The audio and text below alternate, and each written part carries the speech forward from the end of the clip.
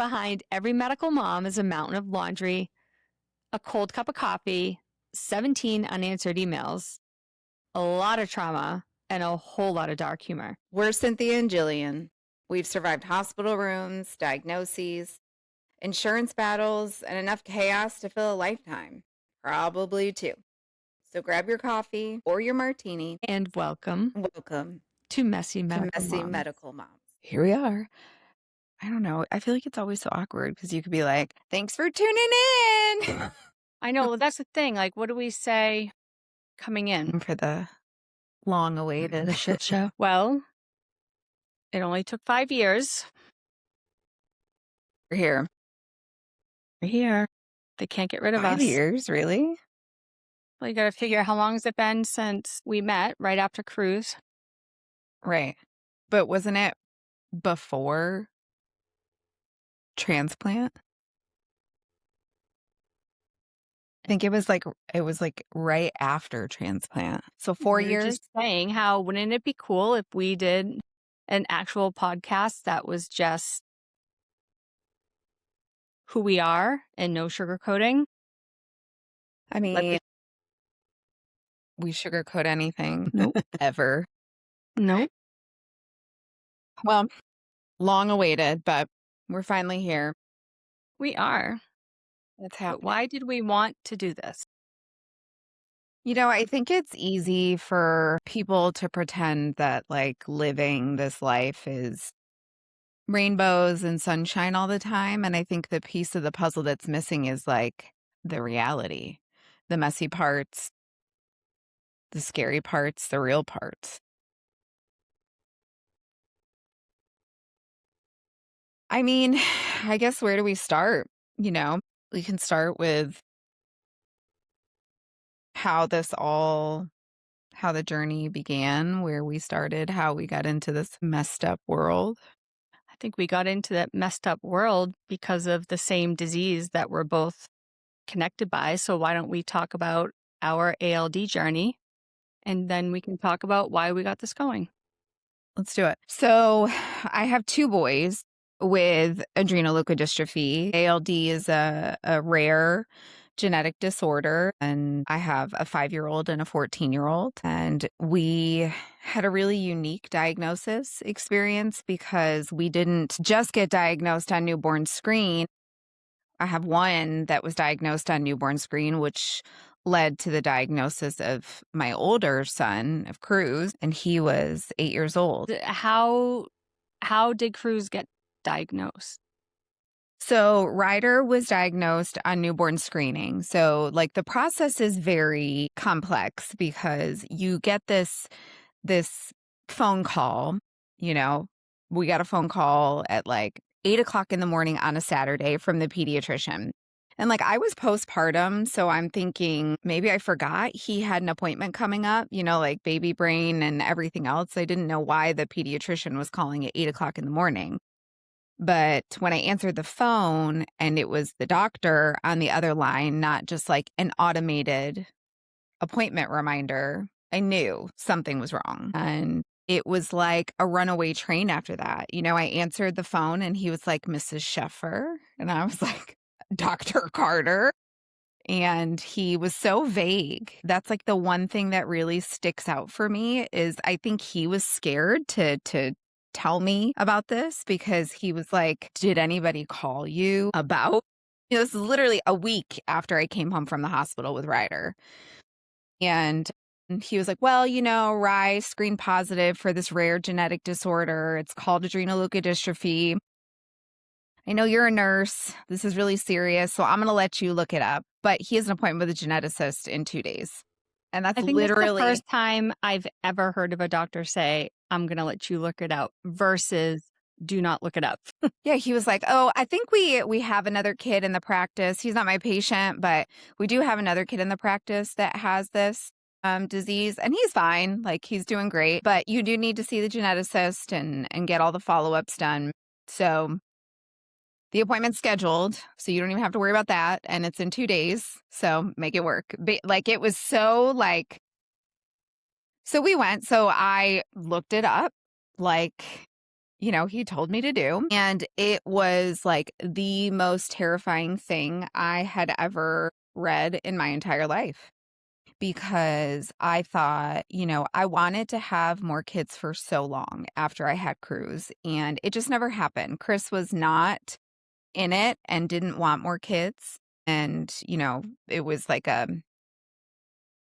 it was a like a really sore spot for us a lot. Like we got into a lot of disagreements and then, Ryder just happened. And I thought like, oh, I was so happy. And then when I had him and then we found out that he had this, I'm thinking like, why? Why? Why would this happen to us after so long? I wanted this baby and now he's got like this terrible life. He's going to end up in a vegetative state. And what a terrible life I've given him. And I just remember crying and apologizing to him, and it was awful because I was just like, "God, like, why would this ever happen?" I think, like, that's you just go into that, like, really terrible, like, why state. So, we went to this geneticist appointment, and what they do, like, after you have a newborn screening is they do confirmatory testing again on the baby, and then they also test you as the parent. So, when that all came back positive, the geneticist was like, "Okay, you have another son. We need to test him right Yes. away." Yeah. Yeah. Yeah, because he was 8 years old. He's in, like, the danger zone for the most severe form of the disease, and I just remember thinking, like, I never got a call before about Cruz. Cruz plays football. He's super smart. He's never been sick. He's never had any issues, so I'm like, no." But what I didn't realize was that at the time that Cruz was born, they weren't screening for ALD yet. He was born in 2011. Screening in New York State didn't start until 2013. And it's so interesting the timing because New York State freezes those heel blots that they do for the newborn screening and they keep it for 10 years. So he never even had to go and get blood work drawn. I just had to sign a consent that they pulled his card and they could test it with his frozen sample, which is wild. And It's wild that they don't just do that every time they add something to the newborn screen panel. right, And I right. get it. Like they don't have money to do that, but Yeah. I mean, if you keep it for what's the point of I guess the point is, like, if something does come back, this is how, like, in the family, in another sib or whatever, yeah. you can go back. But yeah, so they pulled it and sure enough, he was positive also.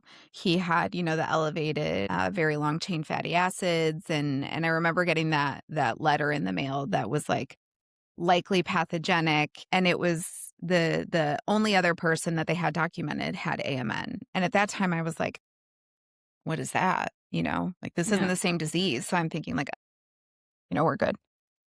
That's not how it happened, but, Mhm. So when G was diagnosed, like, what happened? Like, your journey through, like, diagnosis and was he symptomatic? He wasn't found on newborn screen. So how did Yeah, that no, all ours start was a with him? lot different, a lot different. Yeah. He's very typical kiddo. He was almost 8 when he found out. It was August of 2018. It was the end of the summer going into second grade, and he kept on asking us to repeat things, Mhm. but I just figured he's not listening. Typical 7-year-old, end of summer, he's on his iPad doing whatever.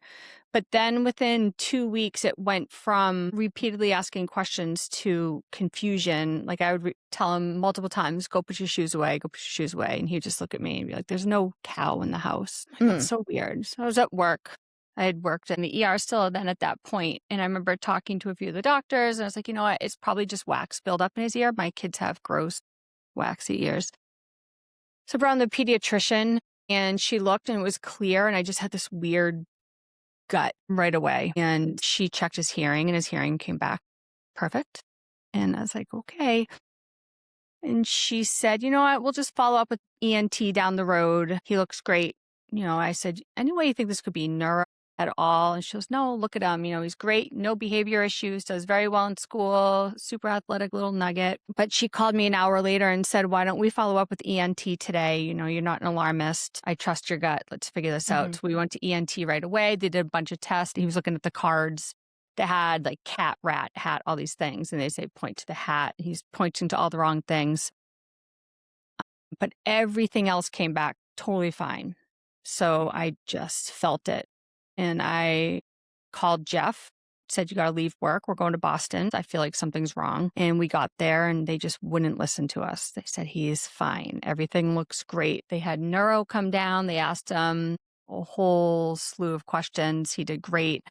They said, he's fine. You're just nervous. And I just was crying. I said, please scan him. And they wouldn't scan him. So I brought him back the next morning after calling his pediatrician, and I showed up in the ER and I just made a scene until they would do it. I said, just prove me wrong. Prove me wrong. And so a few hours later, the MRI and the doctor came in and she just had no poker face. And I looked at her. I said, is it a tumor? And she said, no. And I just instantly felt better. But the second I felt better, I felt worse, saying something bad's coming. So she took me into this quiet room and I was like, oh shit. And she told me, Mhm. and she said the opposite. She's like, do not Google it. So of course I'm Googling I it. feel I'm like going, that's usually how it is, you know what I right, mean? They don't want you to right. look it up because it is terrifying. Because every single article you said, 1 to 2 years, 1 to 5 years, Right. slow deterioration, horrible death. And then I had to call my husband and tell him to come to the hospital. And he was like, what's wrong? I'm like, no, everything's fine. Just come in. They just want to talk to us. And I had to tell him. And while I was waiting for him, I was waiting for the neurologist. And he said, he has a very significant lesion on his brain. I was like, okay. And I said, so what do we do? Everything I'm reading says transplant. Can we go tomorrow? He's like, Yeah. Yeah. we're sorry. We don't think he's going to be a candidate, but, we'll figure this out. Long story short, we figure out that the only two places to go at that time that I was reading was Minnesota or Boston. And thankfully we were, in Boston. We only live about 40 minutes from. So we called Dr. Eichler's office and just said, get us in there. So 5 days later, we went in after being told in Boston that he would most likely be too late for treatment. And we were just going home, getting ready to, Yeah. thinking the worst and telling family. So we met Dr. Eichler, and I think that, at the beginning when they first saw his MRI, they felt the same way until they met him. And he just, by then we knew he had a less score of 10, which traditionally they would only do transplants for kids that had a less score of a 9 and under. Yeah. Right. The less score being the size of the lesion, basically, in the areas of the brain that it affects. So a lot of kids with less scores have a lot more deficits. And at that point, we just thought Grady was losing some hearing. So fast forward, he said, we'll give it a shot. But, we didn't know what the outcome was going to be. So he was diagnosed on August 17th of 2018. He was in Boston Children's for a transplant on September 10th It's crazy how with fast. full unrelated donor match. At this point, like they tested me, they tested Colin, because in my mind, Colin was going to be a perfect match. He was going to save his Right. brother, and we were going to have this beautiful story. We found out Colin was not a match because we did learn, I believe, and someone will correct me, I'm sure, but I believe sibling matches are not very common. It's like a 25% chance or Right. something. But that's like the ideal, right? That's what you want. That's what you Yeah. want. So in the meantime, we found out that Colin did not have ALD. And one thing that we didn't mention is that it's an X-linked genetic condition. So Right. it comes from the mother. My testing was going to take longer. But at that point, I called Skylar's GYN and said, she has this disease, most likely, please give her an IUD. She was 17 or 18 at the time. So halfway through transplant, we did learn that I don't have ALD. So on top of the rare disease, Grady is called a spontaneous mutation or a de novo. So it starts with him. Which is, I just feel like that's so wild to think about, like that it just can like spontaneously happen like that. And I think like, the more that we go to things and the more that we're Mhm. talking to people, I You feel hear like it more. yes, Mhm. yes. And Mhm. it's so interesting. I don't know if there's any familial history for us. My little brother is the only one in my family who opted for, to be tested. My sister and I were half sisters. Obviously, I don't look at her and she's my sister. We're not like Right. that family that's like, she's my half sister. But she didn't get tested, which, she doesn't plan on having children or anything like that. So the only person in my family that opted to get tested was my little brother. And that's just because he was getting ready to have children and, be prepared. Right. And also, we should say that, women and men symptom wise who have ALD, it's a much different picture. For sure. Right. So the For boys sure. start typically if they're going to develop cerebral ALD typically we're seeing it Mhm. earlier now, but typically Yeah. between 4 and 10 they're saying. Women start later with Yeah, into adulthood. I think like the median age is like 37. Of course, that doesn't matter. You know what I mean? It can happen later, it right. can happen earlier, it cannot happen at all. You don't know. The gamut of symptoms is wild, and the range and severity. Crazy how different it is from person to person, even within the same family. And I think that that's something interesting too, is that it can be very different in sibs, who both Mhm. have ALD. So, Cruz, obviously, once we found out that Cruz had ALD, it was like, okay, we know Ryder has it, we know you have it, but like Cruz is the one we got to focus on now. He's never Right. had an MRI, he's never had any type of blood work, to check his adrenal function. And like, we gotta, you know, do the things. Like, we have to do the things for Ryder, but he's a newborn baby. So, he's not really in this danger zone yet. You have time. Cruz, we gotta move.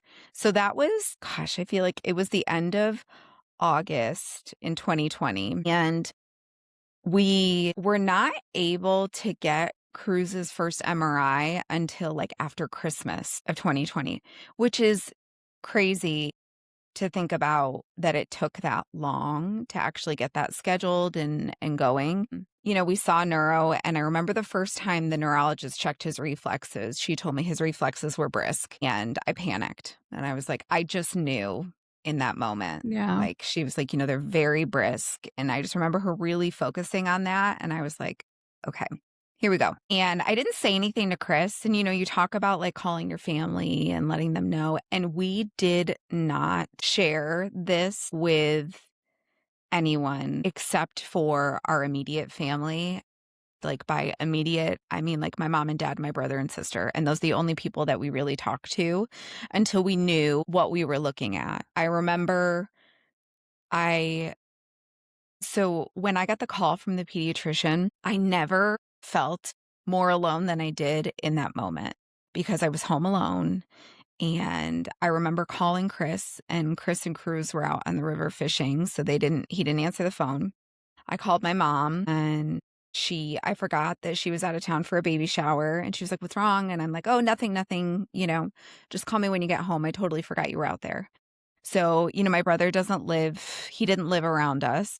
And so I called my sister, and not to say she was like my last resort, but my sister's super emotional. And in that moment, I needed someone that was like going to be strong and be the person that I needed.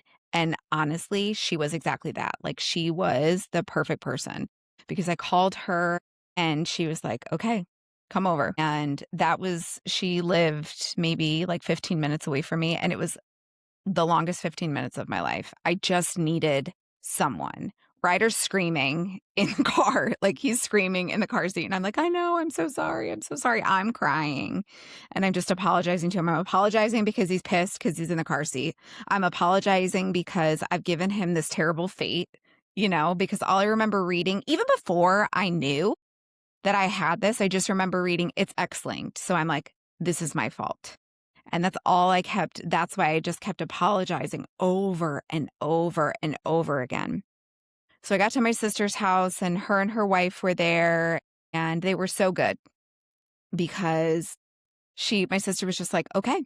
And they took Ryder from me, and they just let me say and do what I needed in that moment. And I'm so thankful that they were home and that they were there, and like I said, my sister is usually super emotional, and I am so thankful that I had her in that moment to be my rock, because I don't think I could have sat there alone and been okay.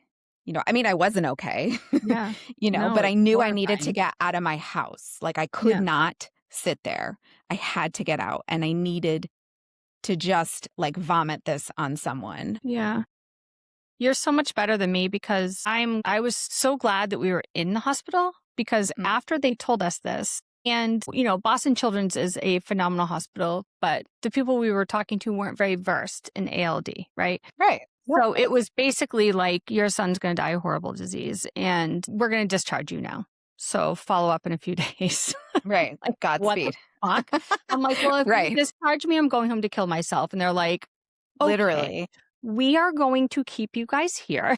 And and the rest is like such a blur, but I could not hold myself together. I could hold myself together for him, but then I would just leave the room and I would be on the floor. Like I did not want my family to come, kind of for Yeah. the same reasons that you Yeah. didn't want to talk to your sister. But my brother did just show up. And it was a really good thing. And that was like one of the conversations I remember the most, Yeah. Yeah.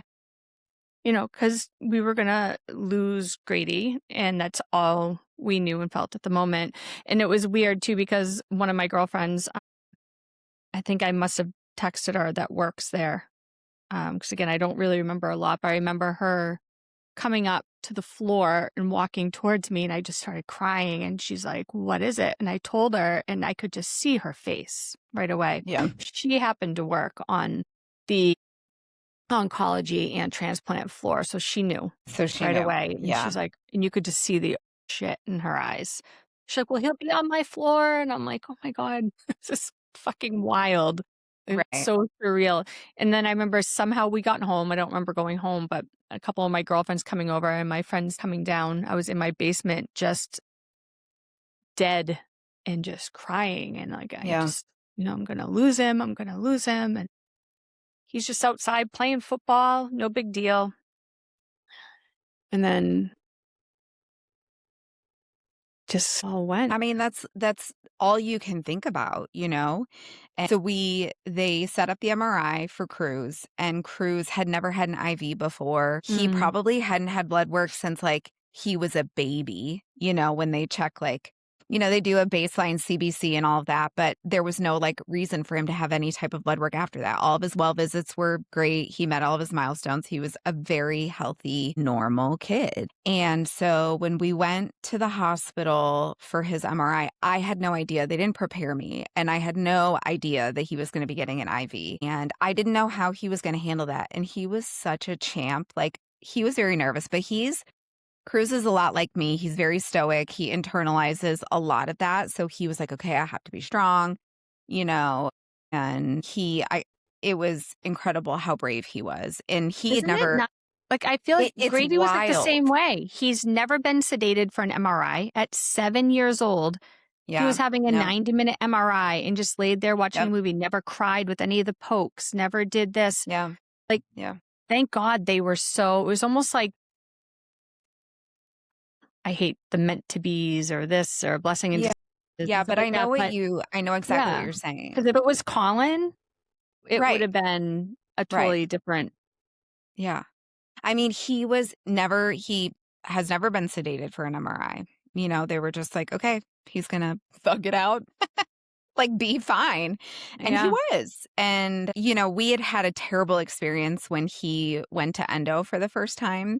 The endocrinologist, that office was, they were, when they do, okay, so let's talk about diagnosing AI, adrenal insufficiency. So, like, that's a process because you have to be there early in the morning. And I remember going, and he got car sick on the way up. And I'm like, oh my God, we're going to be late. We had to pull over so he could throw up. Like, it was a nightmare. And Ryder had an appointment at neurology at the same time. So I dropped Cruz and Chris off at endo, went and took Ryder to neuro, and then had to go back. It was a disaster. Well, at the endocrinologist office, they do the stimulation test, and then you have to do blood work at this time and this time and this time. Well, they didn't put an IV in. They wanted to poke him every single time they had to do the blood draw. And Was this a pediatric? yes, Yeah. that's what is so crazy to me is like and for a kid that's never had anything like this, he started to lose it towards the end because they couldn't get a vein. So they were poking him like multiple times over and over again. Then when we went to take Ryder to the endocrinology office, once I realized what this was going to be like, I said to the endocrinologist, I said, so you are telling me you want to poke my newborn baby like 4 times in one sitting? And she was like, well, yeah, that's what we have to do. And I said, absolutely not. He's an infant. I am not worried about him having adrenal insufficiency right now. You get one try and you can get a Make it work. baseline and that's it. Mhm. We're not doing that. And then I didn't realize at the time, like it was an option that they should have really just placed an IV for the draws, Yeah. to give him the meds, leave it in, and then just draw off that. Because when we went into treatment, that's how they did it. And I'm like, Yeah. what the hell? Why didn't they do this? But I think that office was like, we see diabetics. Yeah. It's very different. It's not this so it's just not something that they were used to. Unfortunately, my kids suffered through that. When Cruz had his first MRI, I remember he was so good with all of that. And I was at work and it was 2020. So it was COVID and it was crazy. I had just gone I back to forgot work. you were going through that during COVID. Yeah. Yeah. I'm working in a nursing home during Mm. COVID. Ryder was, I don't know, like 4 months old, 3 or 4 months old at the time. And I had just gone back to work. And I remember the neurologist calling me, and it was like the day before New Year's Eve. And she was like, sounds really loud where you are. Maybe I should call you back. And I was like, absolutely not. I know how this conversation's getting ready to go. If you say it's loud and you need to talk to me, let me call you back. I know what you're about to tell me. So let Yeah. me just go into my office and close the door. And that's when she told me, that he has a brain lesion. It's very, very early. Like, how lucky were we that I had Ryder when I had him? He saved his And brother's life. literally, because his less score was like a 1 to 2.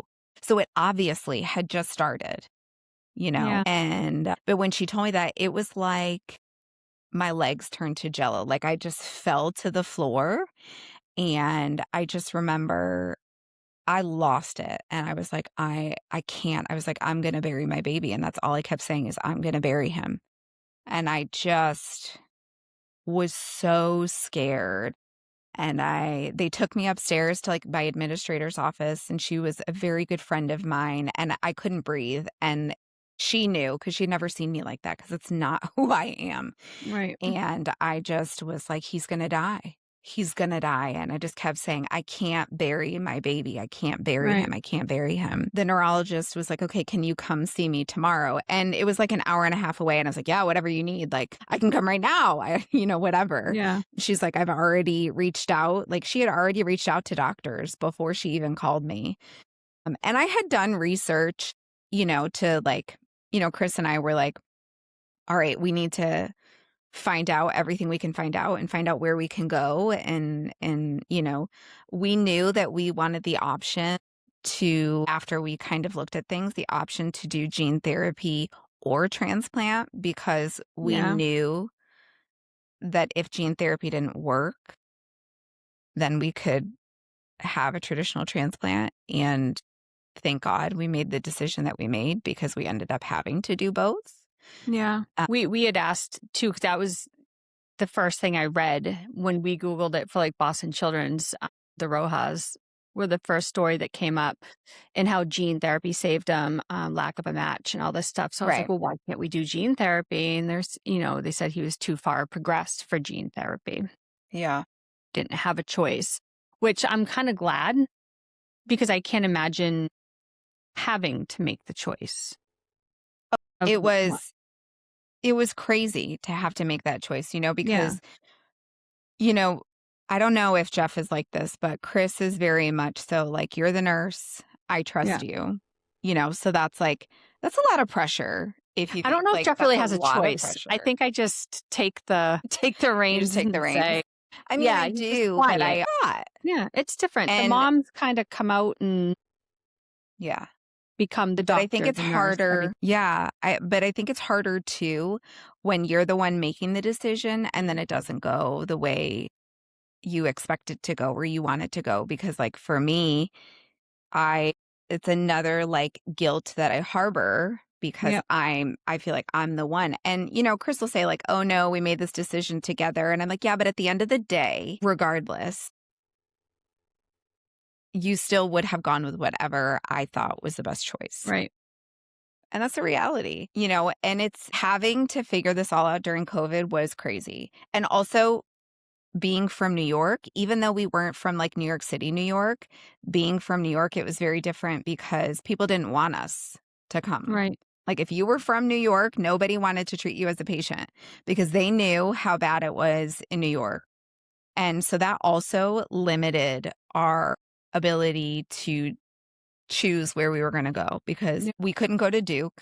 North Carolina was like, nope, absolutely not. Because that was one of like the referrals that the neurologist had sent. And I want to say at the time, I may not be, no, I'm pretty sure at the time that Cruz was, we found out that Cruz needed treatment.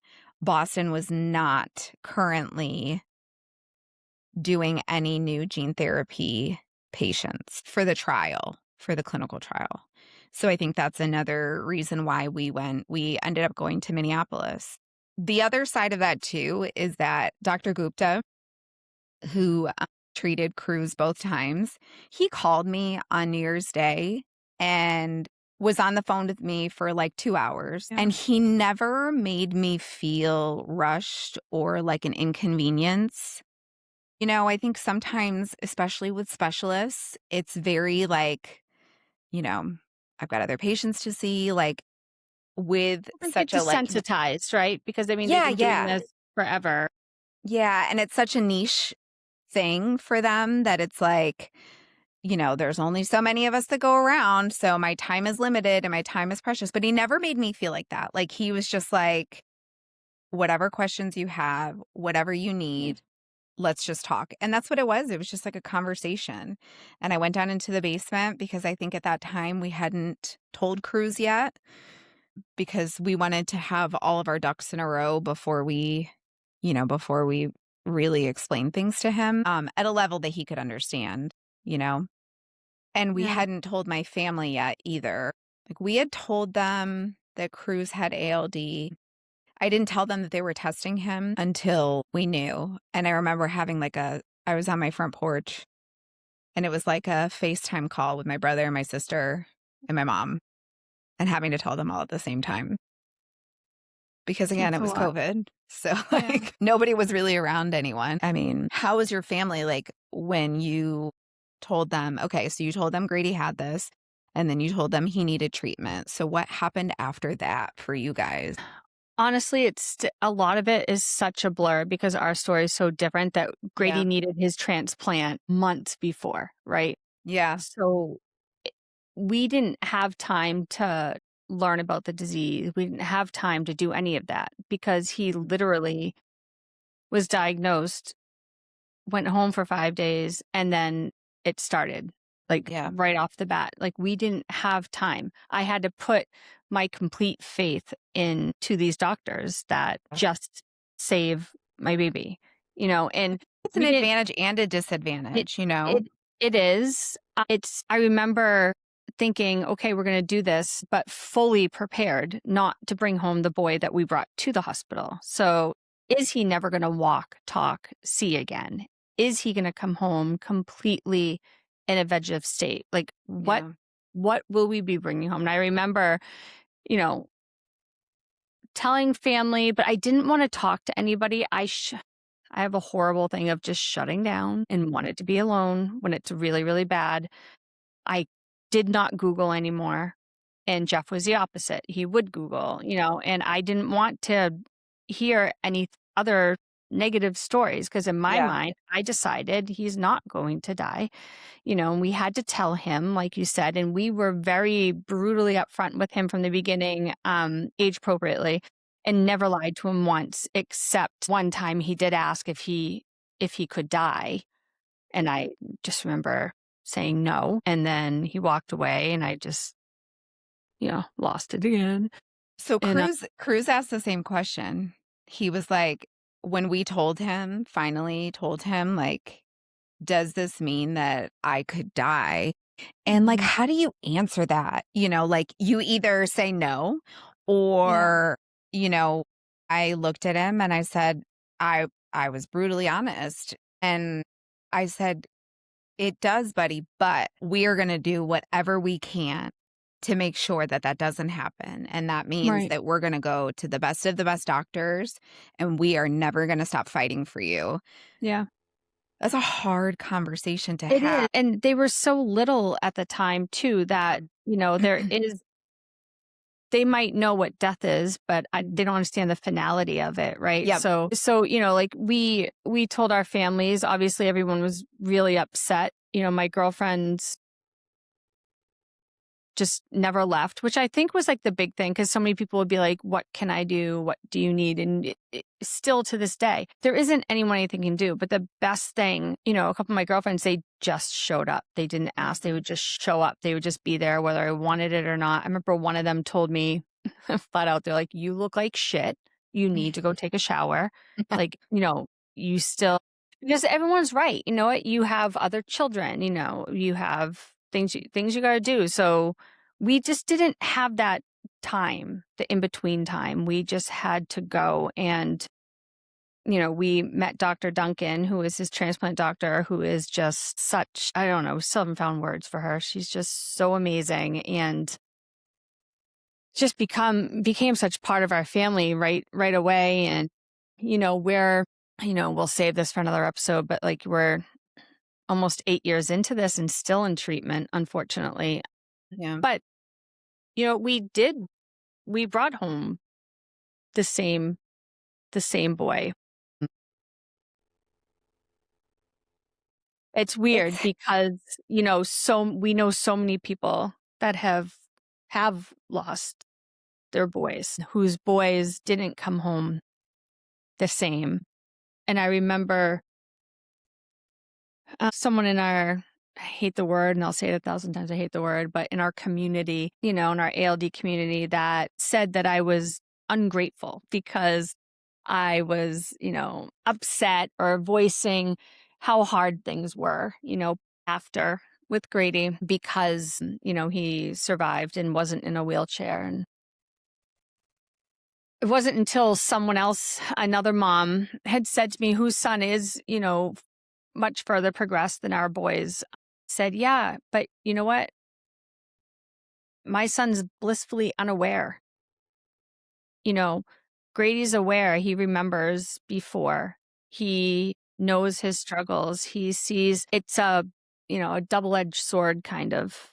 Yeah, but how Especially- unfair of someone to like invalidate your feelings because at the end of the day, like well, I think it's we because I always had that guilt, almost like a survivor's remorse in a Mhm. way, but not.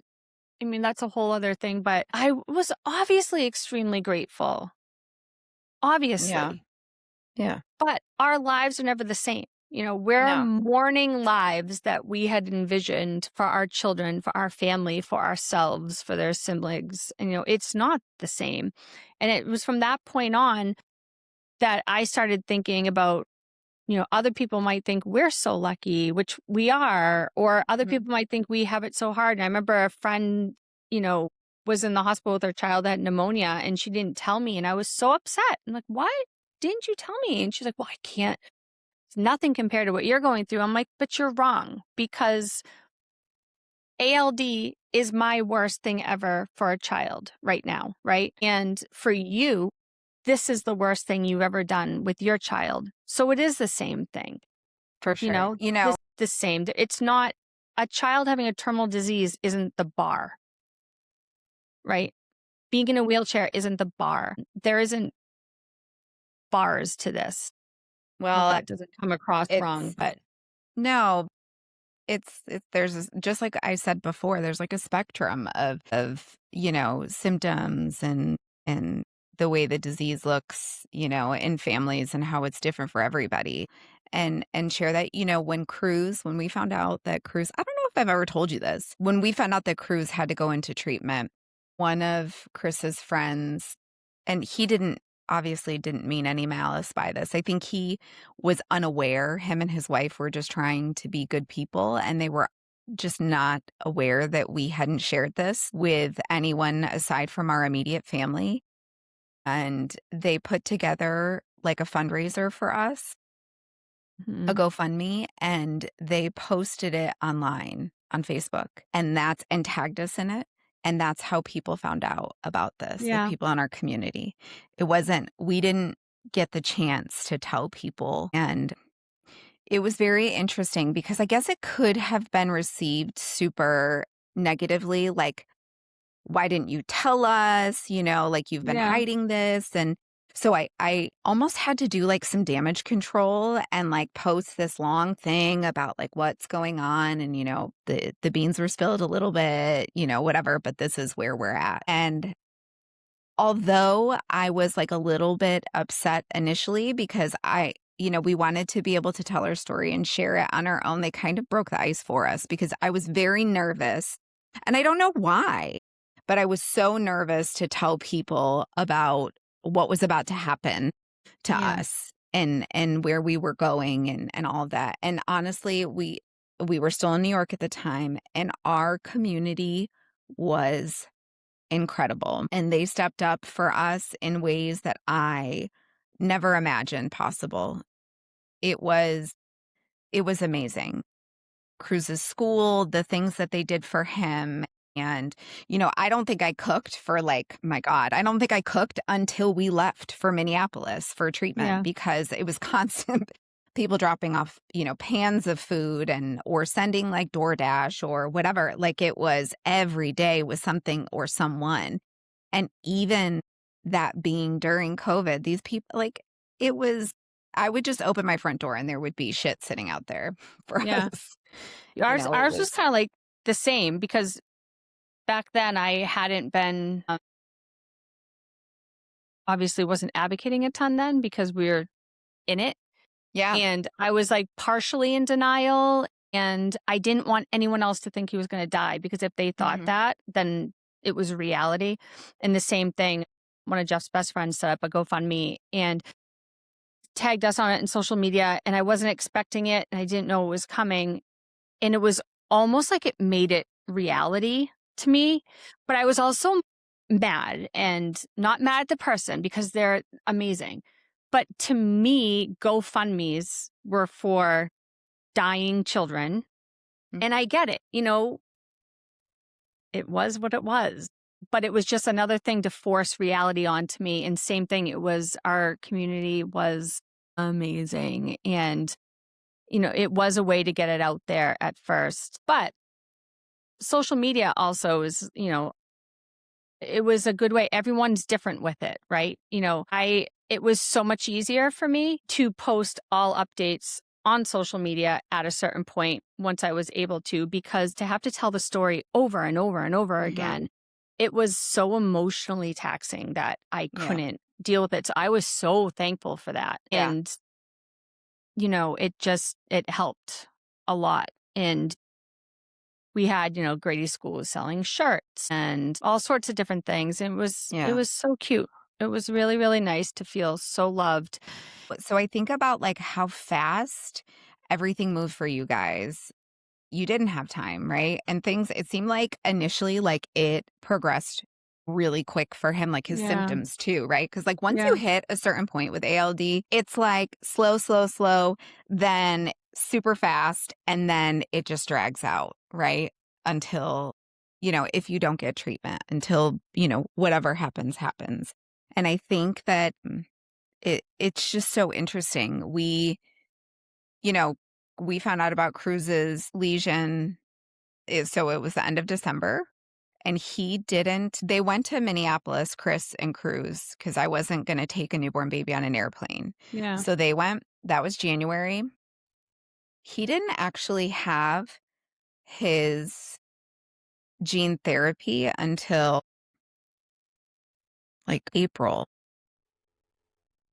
It was, like, 4 months, but it's a lot. Yeah. Obviously, when we go through treatment, we talk about treatment and share the treatment journey, we can talk about that because that was a whole other process, but it's just very interesting how some people, it just takes so long, and I think even with Ryder, when he had treatment, obviously it was different because we knew he had had this lesion for, like, a year and a half before we moved into treatment.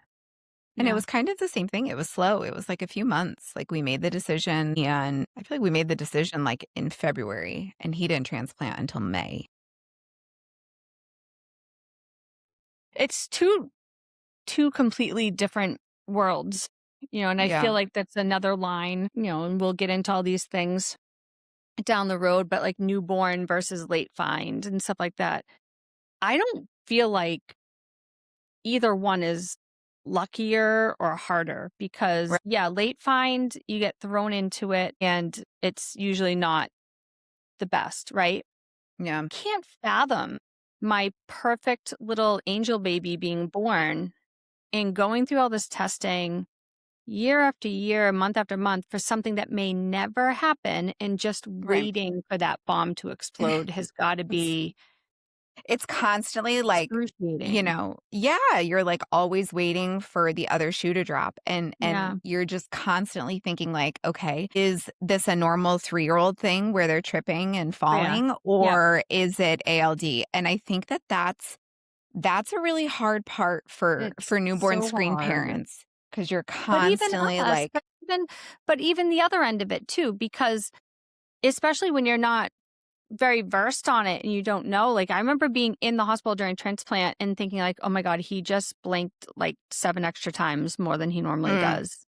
Is this It's progression funny, yeah, it's funny you say that or because anything? Cruz had, like, a reaction to one of his medications, and I remember him freaking out because he couldn't see, and his eyes hurt Mhm. so Oh my bad. He God. he had, like, such terrible photosensitivity, and I was like, "Oh my god." I Yeah. remember, like, texting Dr. Gupta and being like, "We need an MRI, like, now."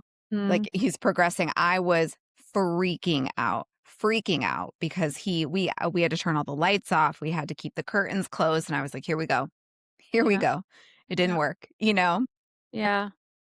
No, it's wild.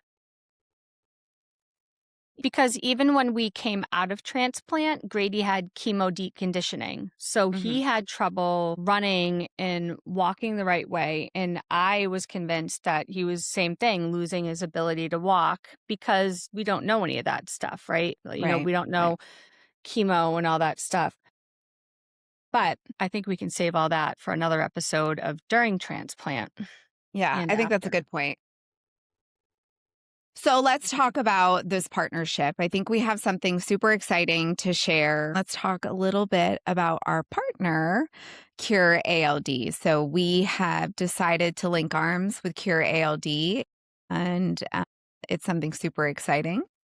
Yes, and that will actually be our next episode where you get to meet the amazing Terry, the founder of Cure ALD. She has graciously decided to help us on this journey, and Graciously I mean, probably jumped crazy. into, but We're you gonna know what? pull out 2006 Terry. We're gonna get her to come out. 2006 Terry. Yes. So Yes. tell me real quick, why did you think that Cure would be a good partner for us? Well, I think one of the things that both of us, not to speak for you, but there's just always been this messiness of what hospital treated you or what doctor did you have and this and that. We always wanted it to be one thing. And Cure is one place. They don't have one institution that they back or support. And it's Okay. about curing ALD. It's about research. It's about a lot more. And our And next their mission episode, we will is really dive into that. yeah, yeah. And I think also people, I'm sure it's like, why would you even partner with a foundation? And I think it's because it's important to you and I, both of us, to help get and spread the word of Cure and their mission and what it's all about. And that's really why we wanted to partner with her. We, Cure's doing great things and they're doing great work and I'm excited to see where that goes. And I can't wait for Terry to be on our next episode and share Yeah. more about her story Yeah. and her journey. Yeah. And that's what we're going to do. I mean, this isn't, I can't wait to hear her story because Yeah. every ALD story is so different. It's so completely different, everyone's journey. But also, this isn't going to be just ALD Yeah. at all. We're going to touch on it a lot because that's our lives, but we're going to talk about rare disease, complex disease, cancers, blood disorders, all sorts of different things. We're going to hit on relationships, the Yeah. good, the bad, the ugly, friendships, family situations, all sorts. Yeah. I think, we wanted to do this because we wanted to show that we're just regular people. We're not any different than anyone else. And I think it's important to know that we, have messy lives too. And our kids are messy, our marriages are messy, our friendships are messy, our Mhm. family relationships are messy. But I think it's important to show that and normalize that we're not any different than anybody else. I hate when other moms are like, I don't know how you do it. And I'm like, bitch, I don't know how I do it either. I just do. What other Do choice we do I have? do we do it? I mean, I mean, it probably looks like it. looks like we know what we're doing, but we don't. And that's Right. the whole point. There's going to be Yeah. lots of bad words and laughing and crying and discussions and disagreements. But that's the point, is just to, like you said, normalize the mess and hopefully make it a little funny along the way. So, right. So, there's something a little fun that I wanted to do with you, and it's something called Delulu or Valid. And this is like an irrational thought, and you have to tell me if you think it's a delusional thought or a valid thought. Okay. All right. So, I, you can. It's mm, true. we're all a little Okay. delulu. So, here, my child has been sleeping for too long. We're on our way back to a serious decline. Delulu or valid? Well, in my life, that's valid because I would probably be secretly doing vitals on him Oh and my God. seeing how he is because I have the most irrational thoughts ever in the world all the time. I What feel do like you I might be the other side of things because I don't know. Well, maybe not so much anymore, but I think with Cruz, I'm just like, oh, he's fine. He always gets like this, whatever. But with Ryder, I definitely am like that with him. Like, oh, Yeah. something is wrong. Yep. Something is wrong because it usually is. Right. Absolutely. But I think the further we get from it, though, right? Like you get a little bit less delulu, I guess. I I don't think know. the It thoughts depends. become more delusional and less valid Yeah. the further away that you get because you're Yeah. still living in that chaos. Right. Because how do you ever get out of that? You know what's funny though? I don't think you really do ever, right? Because this is Right. forever, first of all. And for me, when things are going good and they're settled down a little bit and it's not such a roller coaster, is when I have my hardest time because those feelings, you're allowed to feel them. You're not so go, go, go, go. Do you think So, that's because it's quiet, like the chaos has yes, quieted, or is it because you're waiting for the other shoe to drop? I think it's a little bit of both. But I Yeah. think when it's crazy, your adrenaline's going and you're so Right. go, go, go, and you're on top of it, taking care of it. So when it's quiet and you have more time to think and sit back and be like, this is a lot. And you're just Yeah. wait, like you said, I think it's both because then you're waiting. You're like, something must be coming. It's way too quiet and simple Mhm. right now. Yeah, it's like when the kids are all quiet and you know that they're, like, out there raising Cain doing something, like, you're about to find some shit broken Right. or Or like right now, my writing. are whispering loudly, like I can't hear them, not giving me my few minutes because it's just messy. Wouldn't be messy or wouldn't No. be us if it wasn't messy. All right, y'all. I think that's it for our first episode. It's in the bag. Well, thanks for joining us today. We're excited to bring more guests, more stories, more mess, Lots of laughs. maybe some meltdowns. We are proud partners of Cure ALD. Give them a follow on Instagram at Cure ALD together. And as always, stay messy, stay real, stay connected. And just remember, you're never alone in this mess. See you next time. Thanks, y'all. Bye.